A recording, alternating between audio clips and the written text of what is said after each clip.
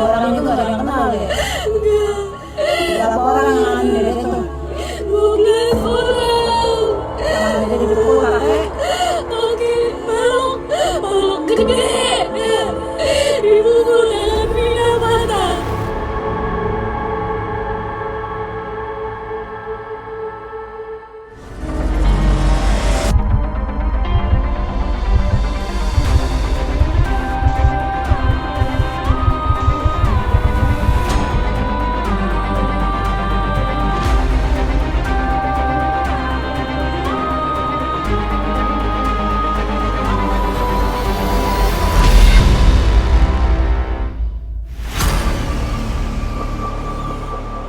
Kisah tragis yang dialami Vina kembali ramai diperbincangkan.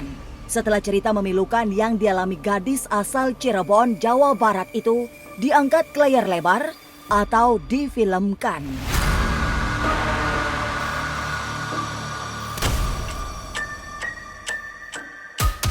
Vina menjadi korban kebrutalan kawanan geng motor dan tewas bersama kekasihnya Rizky. Peristiwa tragis itu terjadi pada 27 Agustus 2016 dan jasad keduanya ditemukan di flyover atau jalan layang di Desa Kepongpongan, Kecamatan Talun, Kabupaten Cirebon, Jawa Barat. Sebelum dipastikan jika kasus yang menimpa Vina dan kekasihnya adalah kasus pembunuhan.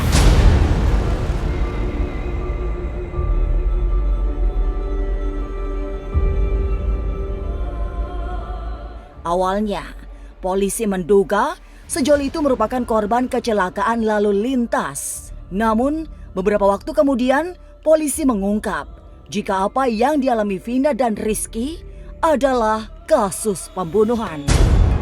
Polisi menemukan luka mencurigakan pada tubuh korban. Selain itu, polisi juga mendapat laporan dari teman korban tentang peristiwa yang dialami Vina dan Rizky sebelum keduanya ditemukan meninggal dunia. Dua orang itu nggak ada yang kenal deh. Berapa orang yang nganuin dede tuh? 12 orang. Tangan dede dipukul kakek. Kaki balok gede. Dipukul dengan Vina mata. Aksi brutal itu pun berakhir di meja hijau. Ada 8 pelaku yang duduk sebagai terdakwa dan menyisakan 3 pelaku yang hingga kini masih belum ditemukan dan masuk dalam daftar DPO. Salah satunya adalah Peggy atau Egy yang disebut-sebut sebagai otak dari kasus ini. Saya sudah menyampaikan agar kasus itu betul-betul dikawal dan transparan, terbuka semuanya. Tidak ada yang perlu ditutup-tutupi. Ya, memang ini adalah suatu proses hukum yang betul-betul memang harus diperhatikan ya. Karena bukan kali ini saja. Di kasusnya Jessica Wongso juga udah terjadi hal-hal seperti ini. Nah, sekarang terjadi lagi di kasusnya Vina gitu. Banyaknya dan maraknya pemberitaan di mana katanya juga yang ditangkap katanya siapa namanya Peggy ya. Peggy juga tidak mengaku bersalah dan sebagainya. Nah, kita terus terang aja sebagai organisasi terbesar di Indonesia memang akan memberikan perlindungan hukum kepada semua anggota kita kalau dia mendapat tekanan apapun. Saran Hotman Paris untuk tersangka Peggy di kasus Vina Cirebon. Saya tidak mengatakan apakah Peggy bersalah atau tidak bersalah. Yang jelas katanya Peggy itu adalah tersangka DPO yang kemudian ketangkap. Apakah benar atau tidak? No comment. Namun masyarakat benar-benar ingin tahu aspek hukumnya kasus ini secara mendalam. Maka diperlukan pengacara-pengacara yang bereputasi tinggi, yang bukan pengacara nimbrung, bukan pengacara yang sering dipecat oleh kliennya. Hotman Paris mengusulkan agar ex-tim pengacara Prabowo di MK, yaitu Yusril dan Otto Hasibuan, agar berkenan mau jadi pengacaranya Peggy, ya, agar benar-benar terbuka kasus ini, agar masyarakat puas untuk mendapatkan jawabannya. Hotman tidak bisa mewakili Peggy karena Hotman sudah menjadi kuasa hukum dari keluarga almarhumah Vina. Tapi jangan sampai libatkan pengacara-pengacara yang moral-moral pinggiran, yang sering dipecat oleh kliennya, yang sering minta duit sama kliennya, sana sini pasang kaki dua.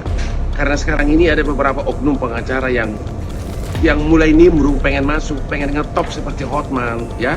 Jadi saran saya agar Pak Yusril dan Otto Hasibuan dan tim kuasa hukum Prabowo di MK mau jadi pengacara dari Peggy untuk membuktikan apakah Peggy itu bersalah atau tidak. Kita perlu pengacara pintar dan reputasi tinggi, bukan pengacara murahan yang mau nimbrung, mau ikut masuk loh.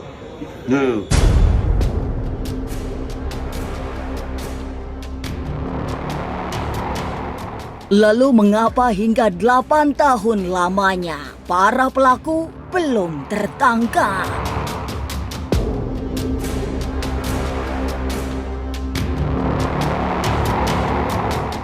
Di antaranya banyak spekulasi mengenai belum tertangkapnya 3 pelaku tersebut. Tim teror mencoba untuk melacak jejak para pelaku dari kacamata indigo dan spiritual. Ini ada The Breaking Tower. The Breaking Tower artinya sesuatu yang susah untuk dibentuk kembali. Satu adalah mengingat kasus ini tuh sudah 8 tahun. Kasus yang sudah 8 tahun secara logika itu kita tidak mungkin bisa mencari jejak-jejak DNA-nya, bukti pembunuhannya apa. Dan kita tidak hanya bisa menjustifikasi seseorang itu bersalah atau tidak hanya dari keterangan seseorang. Atau dari seseorang yang kesurupan. Kesurupannya ini kesurupan siapa? Kita belum tahu. Nah, jadi kalau menurut Bunda, kenapa 2 DPO ini belum ditemukan? Karena memang jejak-jejak itu belum jelas.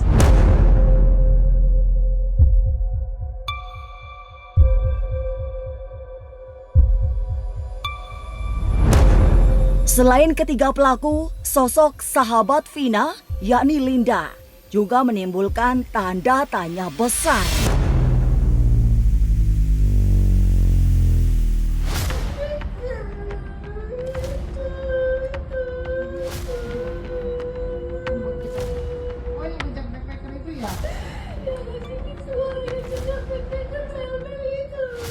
Banyak yang menyebutkan bahwa Linda adalah saksi kunci dari kasus pembunuhan Vina dan Eki. Benarkah Linda mendapatkan tekanan dan ancaman pembunuhan sehingga harus bersembunyi dan menghilang sejak tertangkapnya 8 orang terdakwa hingga kini? Ancaman mungkin tidak ya, justru mungkin saat ini sudah ada satu kekuatan atau orang yang mencoba membackup dia untuk mengungkapkan kebenarannya itu seperti apa. Makanya dia mulai keluar. Karena kalau tidak, udah dari dulu-dulu harusnya dia speak up. Dari ketika pas kejadian accident itu, pasti dia sudah akan ngomong. Tapi kenapa baru sampai 8 tahun kasus itu mulai terbongkar dan mulai ada kesurupan.